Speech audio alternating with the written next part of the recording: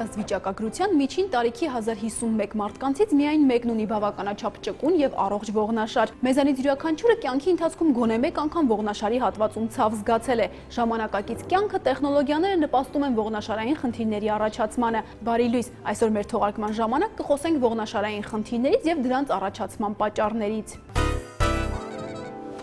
Նստակյաց կյանքից սպորտով չզբաղվելուց բացի ողնաշարը վնասում են նաև ծանր պայուսակները։ Մասնագետները զգուշացնում են կանանց պայուսակի մեջ դնել միայն անհրաժեշտ իրերը։ Մանրամասները դիտենք տեսանյութում։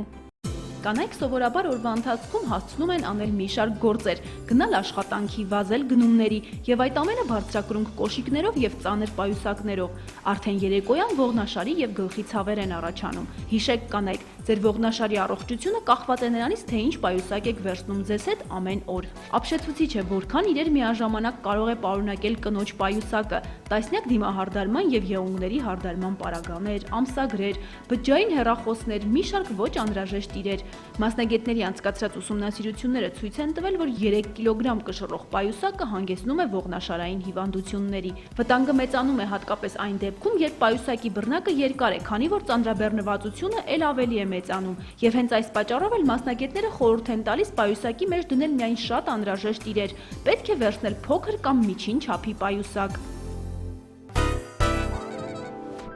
Ողնաշարի դրա առողջության մասին կխոսենք վնասվածքաբանության եւ օրթոպեդիայի գիտական կենտրոնի բժիշկ, վնասվածքաբան օրթոպեդ Սեդրակ Նարիմանյանի հետ։ Բարի լույս, Սեդրակ։ Բարև ձեզ։ Որոնք են ամենատարածված ողնաշարային խնդիրները։ Իհարկե, ինչպես եւ մեր մյուս մարմնի հոդերը, ասենք ծնկան հոդը, մատերի մանր հոդերը, ողնաշարը նույնպես խոցելի է տարբեր տեսակի հիվանդությունների։ Պետք է նշել, որ էվոլյուցիայի ընթացքում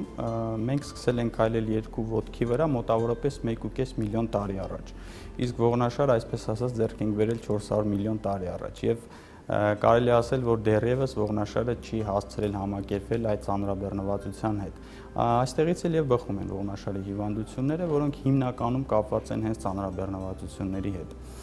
Օրինակ օստեոխոնդրոզը, որը հիմնականում արտահայտվում է մեջքի շրջանի ցավերով, դա մի հիվանդություն է, որի ժամանակ վնասվում են ողնաշարի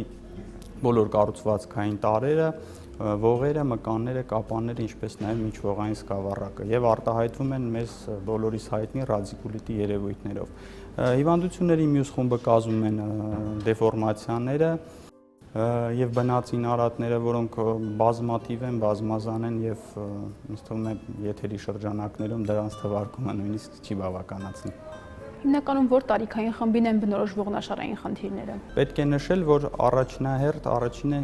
հիվանդությունները առաջանում են մանկական տարիքում։ Մանկական տարիքում, երբ դեռ մեր ողնաշարը դեռևս ամբողջությամբ կազմավորված չէ, ամուր չէ, հիմնականում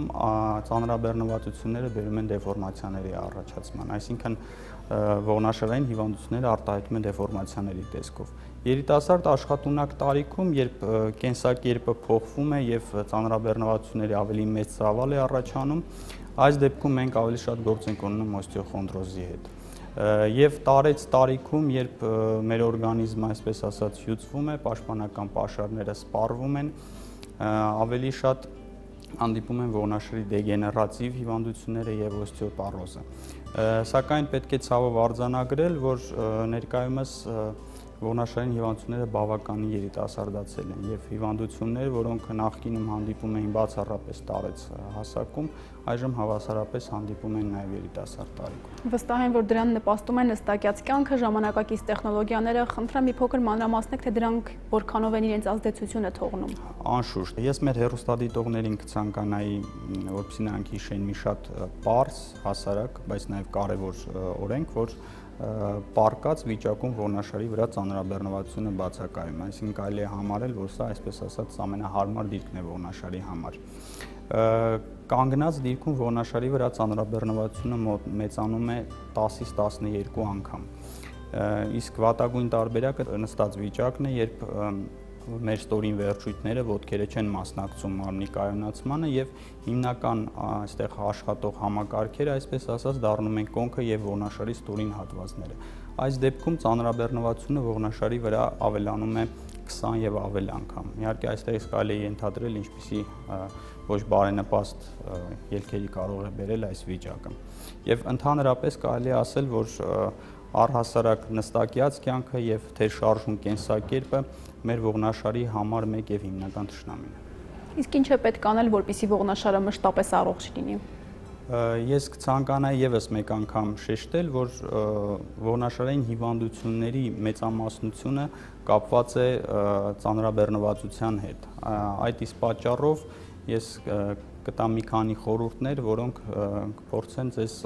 ազատել այդ անցանկալի երևույթներից։ Նախ եւ առաջ ինչ վերաբերվում է դպրոցականներին, շատ կարեւոր է, որպեսզի դպրոցականները կրեն ուսապայուսակներ, բացառել մեկ ձեռքով պայուսակի կրումը եւ հնարավոր ինչափ խուսափել համակարգչի առջեւ երկար նստելուց։ Մեծահասակներին նույնպես խորհուրդ եմ տալիս երկարատև նստած դիրք չընդունել։ Նստելու դեպքում պարբերաբար գոնե ժամը 1 փոփոխել մարմնի դիրքը, կանգնել, քայլել, կատարել որոշակի վարժություններ, ճիշտ բաշխել ծանրությունները կրել անպայման երկու ձեռքով եւ իհարկե շատ կարեւոր է ակտիվ կենսակերպը, ֆիզիկական ակտիվությունը եւ սպորտը։ Սպորտի մասին խոսելուց եւ մեծահասակներին եւ փոքրերին պետք է ընտրել այնպիսի սպորտաձև, որը կնպաստի ողնաշարի վրա ծանրաբեռնվածության բացառումը։ Հիմնականում նախընտրելի է լողը։ Նախընտրելի է մարզասրահ այցելելուց, որովհետև լողը նպաստում է այդ բոլոր նշված վնասակար գործոնների բացառմանը։ Եվ իհարկե խուսափել վնասվածքներից։ Շնորհակալ եմ հետաքրքիր զրույցի համար։ Շնորհակալություն։ Ողնաշարը մեր մարմնի հենարանն է, ամբողջ մարմնի առանցքը եւ դրա առողջությունը շատ կարեւոր է։ Հրաժարվեք բոլոր այն սովորություններից, որոնք կարող են թեկուզ մի փոքր վնասել ձեր ողնաշարը։ Ամուր եւ ճկուն ողնաշարը մեր առողջության հիմքն է։ Առողջ եղեք։